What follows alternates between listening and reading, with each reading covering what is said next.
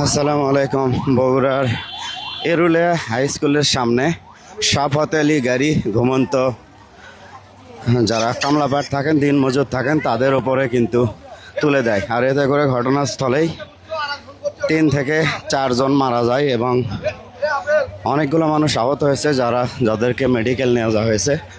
আপনারা দেখছেন আমরা এখন উপস্থিত আছি বগুড়া সদরের এরুলিয়া ইউনিয়নের এরুলিয়া বাস স্ট্যান্ডে। এখানে দেখছেন শত শত মানুষ কিন্তু জমায়েত হয়ে আছে।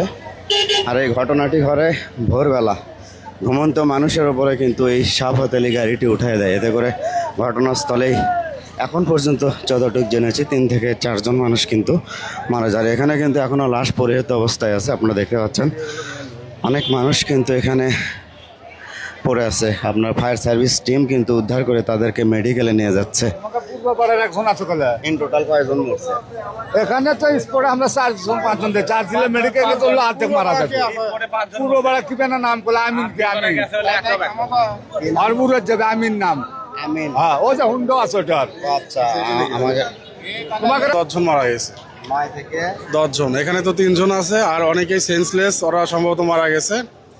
ধরে ধরে ওই যে সিএনজিতে উঠাই দিছি। ঘটনাটা ঘটে কয়টায়? ঘটনা ঘটছে ঠিক 5টা 24 মিনিটে।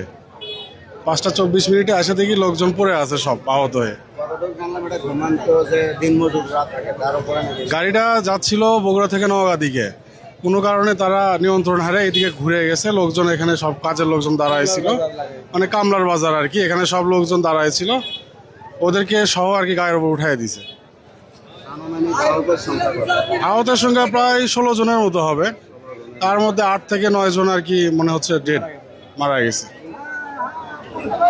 তো আপনারা শুনছিলেন একজন প্রত্যক্ষদর্শীর মুখে। এখন পর্যন্ত তাদের ধারণা 8 থেকে 9 জন মারা গেছে। এখনও 3 জনের লাশ এখানে পরিত্যক্ত অবস্থায় আছে এবং উদ্ধার কর্মীরা কিন্তু উদ্ধার করে ফায়ার সার্ভিস টিম কিন্তু তাদেরকে শহীদ জিয়াউর রহমান মেডিকেল কলেজে নিয়ে যাচ্ছে। আমরা যতটুকু দেখেছি, ভয়াবহ সড়ক দুর্ঘটনাটি ঘটে ভোর 5টার দিকে, আনুমানিক 5টার দিকে নওগাঁ দিকে যাওয়ার সময় সাফাত আলীর এই এসি বাসটি নিয়ন্ত্রণ হারিয়ে এই বারান্দায় উঠে যায়।